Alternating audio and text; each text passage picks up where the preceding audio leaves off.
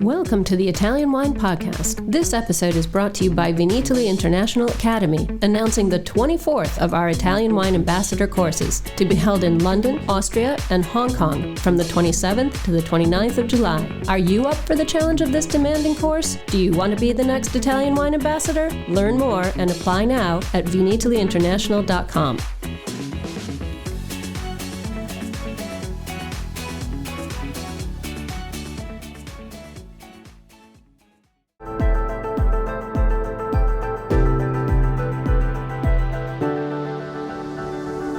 Welcome to the Italian Wine Podcast. I'm Cynthia Chaplin, and this is Voices. Every Wednesday, I will be sharing conversations with international wine industry professionals, discussing issues in diversity, equity, and inclusion through their personal experiences working in the field of wine. If you enjoy the show, please subscribe and rate our show wherever you get your pods.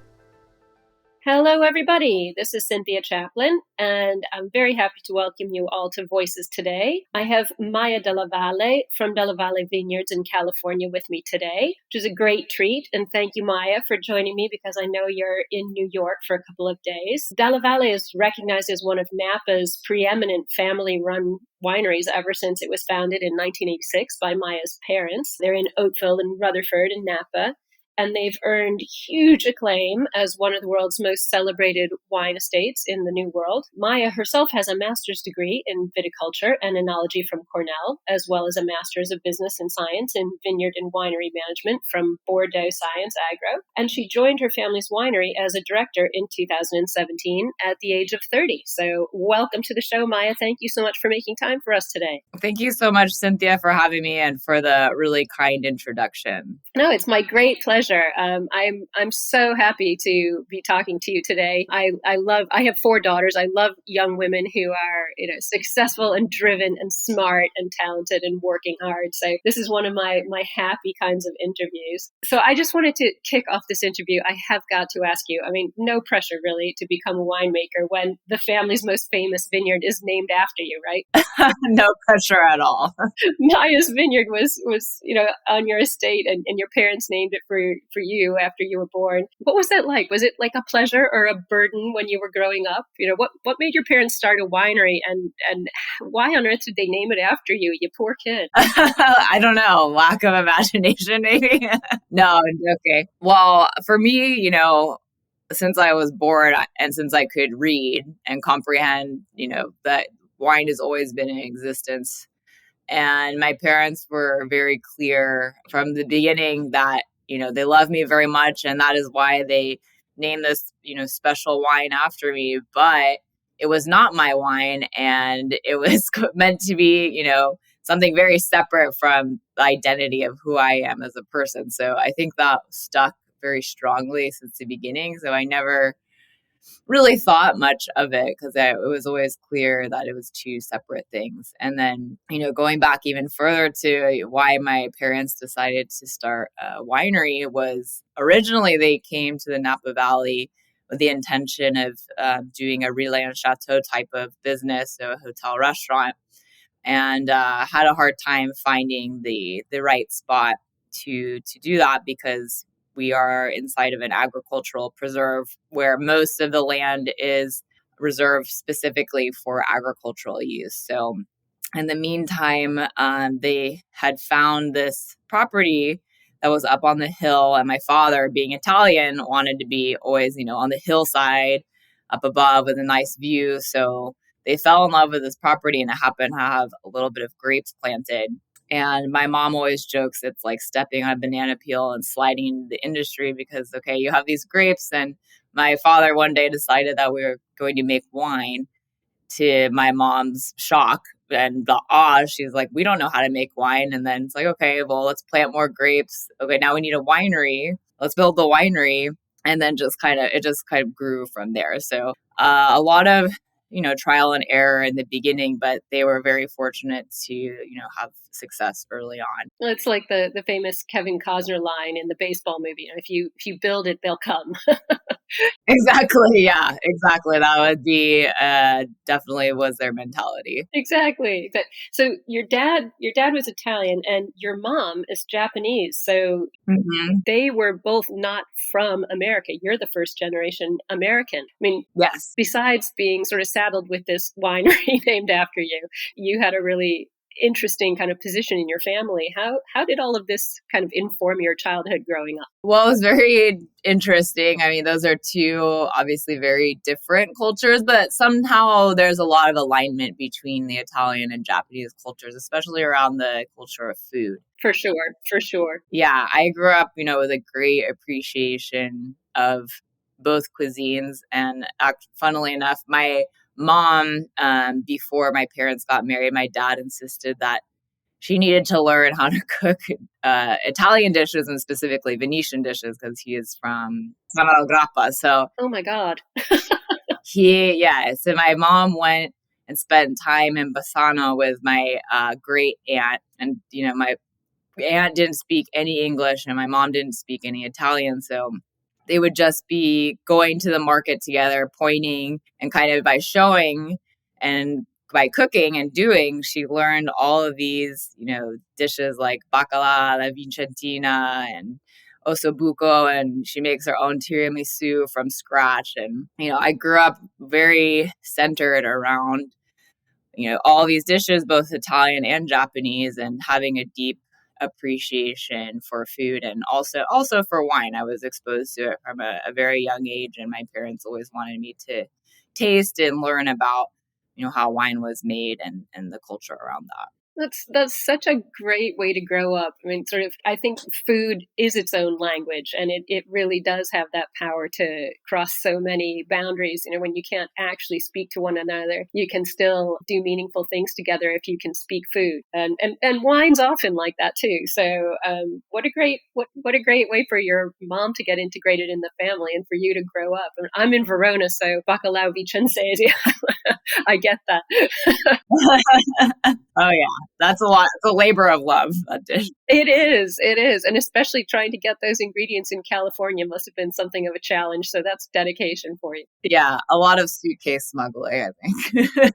Yeah, well, that still goes on. I am a culprit. So, I mean, unfortunately, you lost your dad at a very young age in 1992, right around the time that the Maya wine got its 100 points from Robert Parker.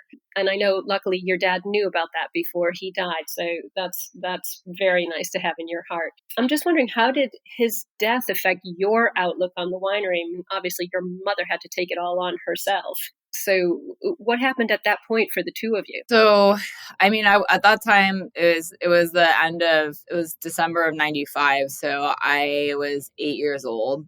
I think that's the age where you just start to comprehend what death means. So, it was just a lot of watching my mom, being first generation American, and actually no one else in our either side of the family moved to the US. So she was really alone in that sense with, her child and a business. And she was forced with this decision, do I sell it and go back to Japan or do I stay? And I think in her mind at that point, she had developed such a love and passion for wine growing and also for the community. You felt, a lot like our extended family, and they really came in and, embraced us and supported us through that really difficult time. But Wine people are so good that way. They really are very, very generous of spirit. yes, absolutely. And so she felt motivated, and I don't think it really ever crossed her mind to sell the property. And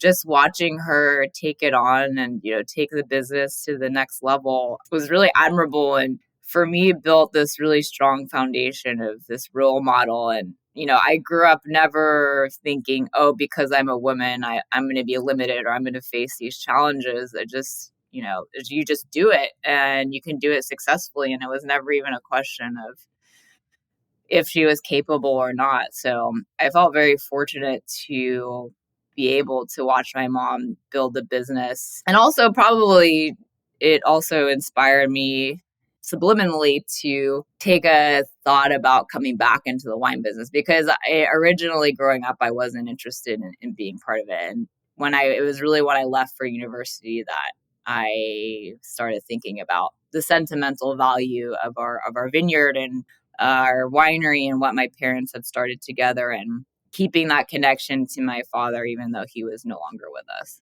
Of course. I mean, I think that's true for a lot of people. You don't really understand home until you leave it to go do something else. And it suddenly looks a lot more attractive in your rearview mirror than it did when you were standing there every day. But absolutely. And your mom too, no pressure on her. I'm sure there was, she couldn't sell that vineyard. She'd named it after her child, be like selling a child. Yeah, it is like her other, it is almost like her other child. So, before you actually got into the business, you went off to university and you wanted to do something else. What did you want to do instead? Please tell me you wanted to be a ballerina or something really off track from wine. No. Well, I mean, I grew up riding horses and I was very seriously competitive in dressage. And the thought crossed my mind for a moment, but I don't think I ever really seriously entertained the idea of becoming a professional in that field. But I was interested. I studied international relations in college, and I was interested in, eventually working for an NGO or to do foreign service.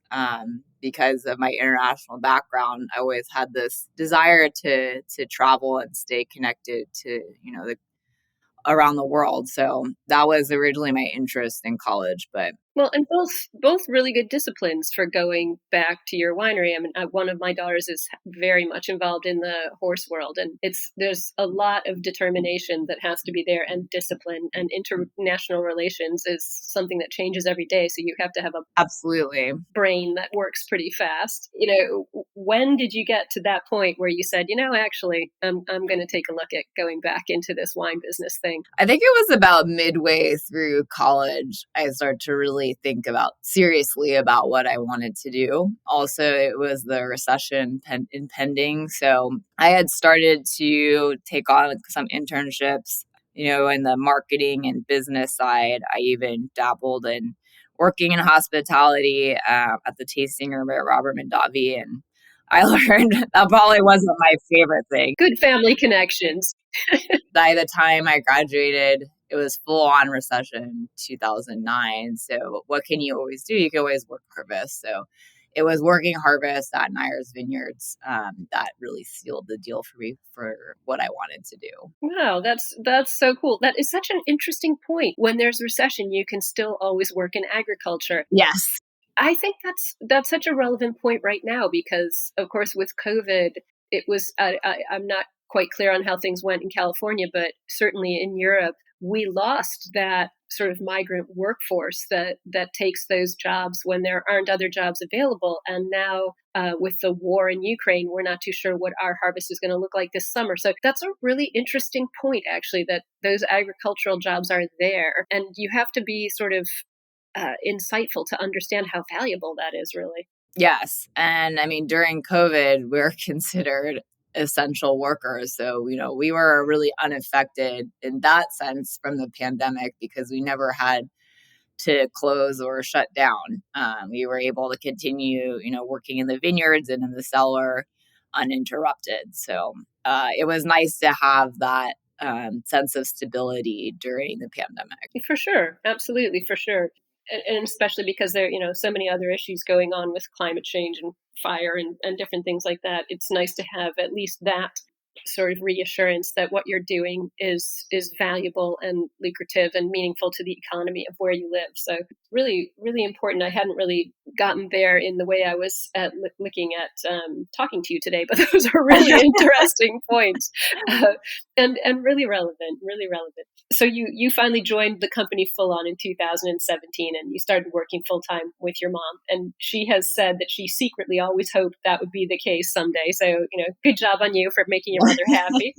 How's it going working together now? She was in charge for so many years after your dad died, and she knows your estate obviously extremely well. How have you two combined your strengths? I think, of course, there's always challenges to being in a family business, but the advantages really outweigh the challenges. So I think, the biggest challenge, I would say, working together is learning to separate the personal and professional side, and learning to work with, from both sides. I can imagine for my mom, it was very challenging to, consider your daughter as your colleague and see them in a professional way, not just your daughter, your child.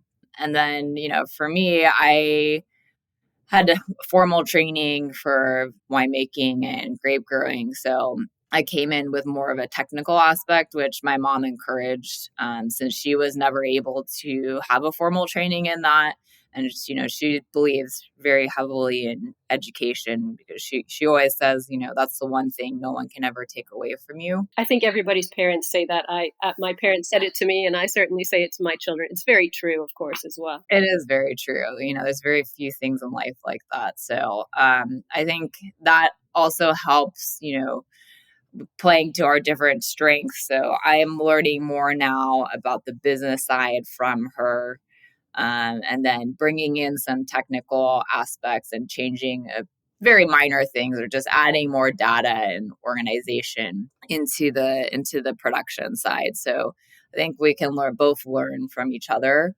And it's great because you both share the same passion. Our name is on the wine at the end of the day. So, you want it to represent the best product possible. That is a very good point. I always respect winemakers who put their own name on the label, or have clear glass bottles in the cases of white wines or rosé, because it does show, that you really believe in what you're doing. If you're willing to put your name on it, that says a lot about who you are and what your wine is and what it means to you. So I get the responsibility of that.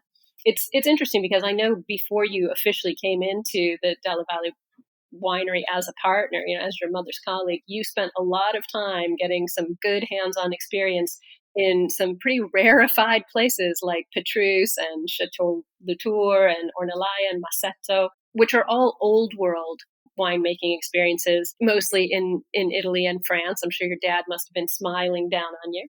I hope so. Yeah, I'm sure. How did these old world experiences kind of affect you and your philosophy about winemaking? Because very different places from Napa.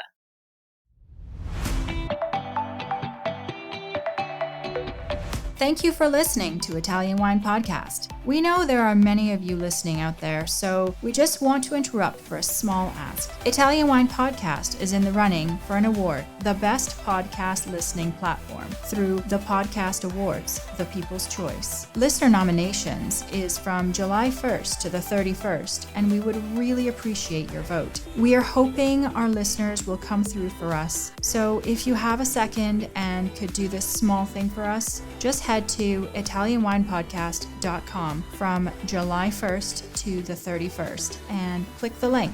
We thank you, and back to the show.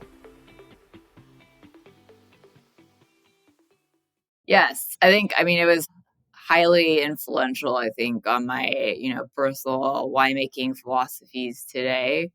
It also confirmed a lot of things, that we were already doing on our estate.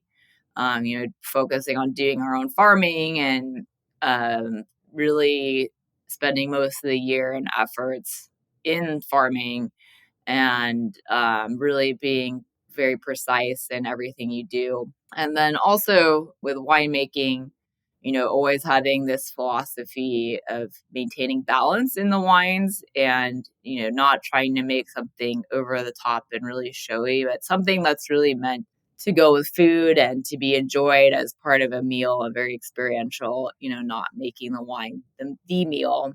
So for me, it was a lot of just confirmation of things that we were already doing at home. And then also just bringing out a little bit of, elevated techniques. So with biodynamic farming, for example, I learned a lot about that and had firsthand experience while working in Bordeaux. And just thinking, seeing the value of old vineyards and old vines, and really translating that into our vineyard, which now, fortunately, we've already had to do one full round of replanting. And my hope is now to be able to maintain those vines and not have to do another round of replanting and be able to have, 50, 60-year-old vines and really see the value in that. So I think that's one of the big philosophies and takeaways I took from the old world to our estate now. It's a legit goal also these days, and the value of old vines is becoming more and more recognized. So, aiming for that in California, I think, is a really exceptional goal. Definitely a good takeaway from France and from Italy. I know you started collaborating with Axel Heinz, the wine director from Ornellaia. Good choice, by the way. Yes. What's the objective of this collaboration? What is Axel bringing to Dalla Valle? And I'm sure you're sharing things with him as well. I love young winemakers because they do have a different perspective. So how's the symbiosis going there? It's been going really, really well. I mean, Axel obviously is a highly respected and very talented winemaker. So I feel very... You could say that. Yes, you could. To say the least. So for me, I mean, it's kind of been a dream to be able to do this collaboration because I feel from my end being a young winemaker, I can push all these ideas and, rack his brain about things. And with his experience and knowledge, I feel like I am constantly learning more and more just by working together. And, I really admire and respect all the work that he's done. And so to be able to make and collaborate on something new in Napa has been really exciting and just a really creative and innovative way to work, outside of what we do at our estate. So, well, let's talk about these wines. Let's get down to the fun part here now. So I know Maya is a blend of Cabernet Sauvignon and Cabernet Franc. What other grapes are you growing? What are you doing with Axel? What have you got in mind for new vineyards, new blends? What's coming up for you? So currently for DVO, we work with Cabernet Sauvignon, of course, and then always Cabernet Franc as well. And then more recently, we've found little Merlot vineyard that we really loved. And to start, of course, because, Masato does Merlot better than, anyone. Some of the best Merlot in the world. Yeah, I know. So being able to work with these grapes together has been, it's been really fun and different, working for me, be able to work in vineyards outside of our own estate and exploring different AVAs. And I think for Axel too, he comes normally 3 times a year. I think now we're in a safe enough place pandemic wise where he can return to coming at that frequency and being able to walk the vineyards together and taste the wines. And, during harvest, we're working every day together. WhatsApp is a great tool to have. Actually, now that they're out in the world, it's really even more exciting to be able to open and share them. What have the recent vintages been like for you in Napa? I mean, there's drought, there's fire. Have you had problems with smoke taint? How do you envision preparing for the future in light of, climate change is here? We have to find the advantages and work around the disadvantages. How has it been for you in the past couple of years? Yeah, well, my first year back was 17, which was the first year of fires. That was pretty stressful and definitely nothing that I had been prepared for in my training. So it was a new challenge that has, come to light and now is seemingly becoming, part of making wine in Napa. So it's all about adapting to learning about research, collaborating with universities, trying to understand smoke taint more because it is a very nuanced topic. Yeah, I know UC Davis is doing a lot with it now. UC Davis does a lot. Australia is the authority currently on smoke taint, and other universities like Fresno State and Washington State are also doing a lot of work, research on this topic. But I mean, us as a winery, we were very fortunate not to have been affected by smoke taint in any of the recent vintages. I'm so glad to hear that. Yeah, thank you. We feel extremely lucky because that was very painful, especially in 2020. We already had the pandemic. it was already felt strained and stressful due to that and trying to adapt. And then on top of it, just having this fire appear in mid-August and then another one at the end of September, it was just, it felt pretty wiped out by the end of the year. Yeah, I mean, I've been working in wine for over 20 years, and it was, the past couple of years have just been a series of bad news in the wine world, wine generally tends to be a fairly joyful place to work. And I know. I can only imagine how difficult it was for you. So I'm really glad that Dalla Valle wasn't affected. That's great. And I hope that it isn't in the future. So we'll keep our fingers crossed. The other thing I want to ask you about is you're young, and your generation and people who are younger than you, sort of the age of my kids who are all in their 20s, are just really not drinking as much wine as previous generations. Data is showing us these days. How are you marketing to younger consumers or people who are just completely new to wine? There's a lot of snobbiness out there and barriers, language, and things like that keep younger people out. How are you combating that and reaching out to that audience? I always consider Napa Valley to be a classic, not a trend maker or trendy wine. And I agree with that. Yeah, I think, people always return to classics. I think there's this constant panic, around, younger people aren't drinking as much and they're not drinking Napa wine. Like, how do we get them to drink Napa wine? And for me, I just think, eventually they'll return to the classics. People always return to the classics. So a lot, maybe they're drinking more, trendy natural wines or off dry wines or, whatever, as long as they're drinking wine. And I feel like, looking at a lot of, my friends who aren't in the wine industry, who aren't really big wine drinkers, they're still drinking like those kinds of beverages. And I think eventually as your palate evolves that you will seek something different or try to learn more about wine, and that will inevitably bring you back to the classics like Napa. So for us, I don't feel too much stress about that. And I feel like it's as long as you are authentic and you are transparent about what you do. We farm organically and biodynamically. We are very open about how we make the wines. And I think people are attracted to that and will naturally gravitate towards, people with a passion and are showing what they're doing and is trying to be sustainable as well, because I think that's a big topic, as with climate change is very apparent and here, and trying to make an impact and set yourself apart. I think that's a very natural way to market and talk about your wine as an agricultural product, and that'll inevitably bring younger consumers to our brand. I think you make a really good point there. And I like this concept of as long as they're drinking wine, their palate will evolve. I think that's a very cool concept that people don't really talk about. As you say, there is this, huge sense of nervousness. Young people aren't drinking wine, but I like that thought. As long as they're drinking some kind of wine, they will eventually come back to the classic, and you are ready for them and waiting and building a reputation as being sustainable and,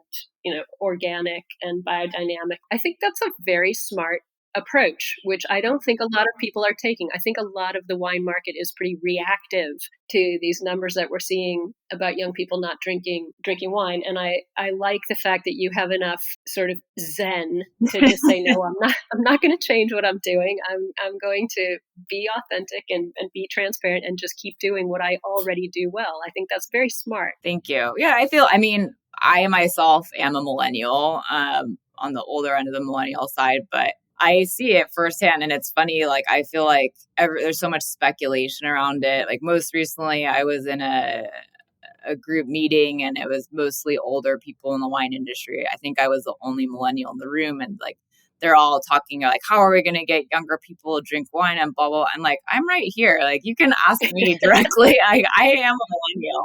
And I think like people get so bogged down with data. And if you think about, the emergence of wine culture in the US, that didn't really emerge till I would say the 90s. And no one was taking data on who was drinking wine into this level of detail. No, absolutely. I grew up in Ohio in the 60s, and my parents didn't drink wine. So Yeah, I think you're absolutely right. You've put your finger on it. And wine culture in America is still a pretty young thing. So trying to extrapolate from data is, potentially not the best way forward.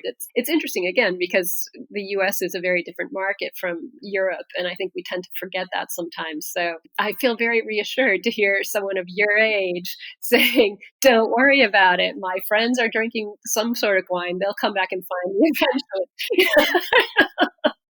So, what are your dreams and your plans for the winery and for your estate as a whole? You're looking at some other kinds of grapes, some other vineyards. What do you want to do to add your own imprint onto the brand? Have you got some new projects on the horizon that you are hoping to bring into the light? I think I have my hands pretty full between Dalla Valle and DVO. So I think right now it's, my focus is really on the transition to farming biodynamically. And I don't know, I don't necessarily have a plan to make an imprint of my imprint into the estate. I think it's a lot for me about respecting and acknowledging what my parents' vision was and sharing that vision and kind of guiding the wines and the vineyards towards, having age and showing expression of the site and really the focus has always been on the vineyard and inevitably whoever is making the wine, of course, the style is going to evolve and be slightly different. But every vintage that you have from our estate and taste and drink, there is always this continuity of a sense of place. And I think for me, it's my responsibility to continue to maintain that. And then it becomes, my personal interpretation, of course, of what that means, but that's kind of the beauty of winemaking. So I can't say necessarily that I have a vision for myself. I think right now I'm very focused on guiding the vineyard and the estate and our team. I think your old world experience has touched you more than you know. Probably. Clearly a woman endowed with enormous patience, and I like your sense of being a caretaker and that you're not rushing in to change it up. You're respecting what's been sitting there for 30 years and going fairly well, it has to be said. Thank you. I hope so. One of the iconic wines of that part of California. So it's nice to hear, again, as I say, I have a lot of respect for young winemakers and I like a lot of the new things they want to do, but it's very nice to hear your patience and sort of your measured approach to what you're doing. Thank you. Life is long. I think early on in the first year or two I was back, I kind of came in like really chomping at the bit, wanting to do things and then realizing that, this is a long game. Like, I'm only 34 years old, so I still have a long time to make these wines and to run the business. So I know this is my mom's, second child. So I am totally fine. Like, as long as she wants to be in charge and oversee everything, I respect that because it's her passion and I share that. And I still, I know it won't be forever that we'll be able to work together. So I appreciate these moments now. That's really nice. Again, generosity of spirit in wine people. There's a perfect example. Plus, it's just nice that you have that approach to it. Nothing happens in the wine world very fast anyway. So I think people who want to make change really quickly are often very disappointed. So or go the wrong way and end up with a bad product. So you're undoubtedly doing your estate a lot of service by taking your time and finding your way. So before I let you go today, I have got to ask, especially given your dad's family background and your mom's time spent in Italy, what is your favorite Italian wine? This is going to sound like a really cop-out answer, but the Ornellaia and Meseta wines are really my favorite wine. Well, I was kind of betting on that because you'd probably get in a lot of trouble if you didn't say that. But to be fair, it's a good choice, Maya, honestly. Yeah, apart from, the relationship we have, I think probably I had the opportunity to work harvest there in 13. I know the team very well. I respect highly what they do. And having that personal connection to the wine, of course, makes it that much more special and unique. But what they do is really fantastic. For sure. And their grapes align with yours as well. So that has a lot to do with it. And I think that's nice that you found that bridge across the, two continents and across sort of the old world, new world style. So I'm not disappointed you said Ornellaia. I don't think that's a cop out at all. Okay, good. I will say, my favorite white wine from Italy is the Benanti Pietramarina. Oh, yeah. Etna. Good choice. Yeah. Yeah, I absolutely love. I that's a good one too. Yeah, and really emerging. I think still undervalued. So yes, a great wine with some potential for age, and that's fun in Italy with white wines, seeing those ageable whites coming out now and getting some recognition. So yeah, Benante all the way. I'm with you on that one. And more affordable than Ornellaia, it has to be said. Yes, it's true. I myself cannot drink Ornellaia every day. So that is a good backup. Well, thank you so much for talking to me today. I really appreciated it. Oh, thank you so much for having me. And it's just lovely to get your perspective on what's happening in California and what you're doing there, and having such an integral role in your family's vineyard from the time you were tiny all the way up till today. So we wish you all the very best, and I hope that we will get to talk to you again soon. Absolutely. Thank you so much, Cynthia. Thanks for listening to this episode of Italian Wine Podcast, brought to you by Vinitaly Academy, home of the gold standard of Italian wine education. Do you want to be the next ambassador? Apply online at vinitalyinternational.com for courses in London, Austria, and Hong Kong, the 27th to the 29th of July. Remember to subscribe and like Italian Wine Podcast, and catch us on SoundCloud, Spotify, and wherever you get your pods. You can also find our entire back catalog of episodes at italianwinepodcast.com.